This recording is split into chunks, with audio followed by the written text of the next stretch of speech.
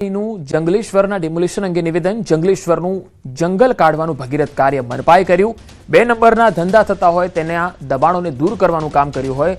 અત્યાર સુધી ન થયું હોય એવું કામ સૌરાષ્ટ્રમાં થયું। આવા કામો ચાલુ જ રહેવાના છે, કોઈને છોડવાના નથી। લોકોને મુશ્કેલી પડતી હોય તો તેને દૂર કરવાનું કામ કર્યું। લોકોના મનમાં જંગલેશ્વર પ્રત્યે ભય હતો, લોકોએ પણ સહયોગ આપ્યો છે। સામાન્ય લોકો કામ ધંધો કરતા હોય, નોકરી કરતા હોય, એમને મેં પૂછ્યું હતું કે જંગલેશ્વરનું શું છે। મને કહે છે ત્યાં તો બહુ બધા ખરાબ કામો થાય છે અને એ પણ કેટલાક લોકોને હાલવાની સુવિધાઓમાં નડતર થાય છે। એ અઘરું કામ હતું, પણ હું રાજકોટની જનતાનો પણ આભાર માનું છું, અભિનંદન આપું છું કે એમણે પણ આ કાર્યની અંદર સહયોગ કર્યો છે, એમણે પણ મનોબળ પૂરું પાડ્યું છે। રાજ્યમાં પશુઓના ચરિયાણ માટેની ગૌચર જમીન પર ભૂમાફિયાઓ અને વગદાર લોકોએ પગપેસારો કર્યો છે, જેમાં પોરબંદર જિલ્લો સમગ્ર રાજ્યમાં સૌથી વધુ દબાણો સાથે પહેલા નંબરે આવ્યો છે।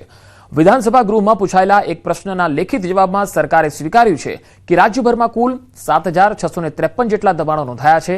ગાંધીજીની જન્મભૂમિ એવા પોરબંદરમાં સૌથી વધુ 1,900 કરતાં વધારે દબાણો તો માત્ર ચોપડે જ નોંધાયા છે, પરંતુ આ આંકડાથી અનેક ગણા ગૌચરની જમીન પર દબાણો થયા છે, જે સાબિત કરે છે કે અહીં પશુઓ માટે ફાળવેલી જમીન પર તંત્રની રહેમ નજર હેઠળ દબાણો ફૂલી ફાલી રહ્યા છે। ગૌચર દબાણો સામે લડત ચલાવતા સામાજિક આગેવાનોનો આરોપ છે કે આરટીઆઈ અને અનેક રજૂઆત કરવા છતાં કોઈ જ કાર્યવાહી થતી નથી।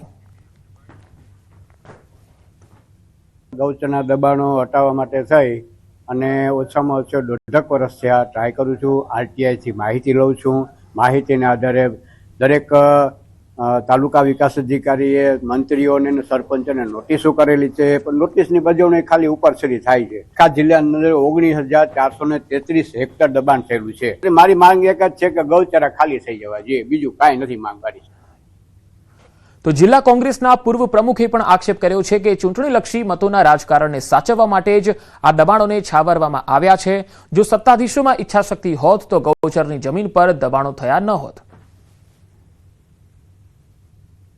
એટલે દરેકને પોતાના મતોની પડી છે, એટલા માટે જ આ જમીનોનું સંરક્ષણ નથી થયું। આજે આવડો મુદ્દો ગુજરાત લેવલે ઉપડ્યો અને માલધારીઓને સમસ્યા ઊભી થઈ અને આ લોકોએ લડત કરી ત્યારે તો જમીનો ખાલી કરાવવાની વાત થઈ છે।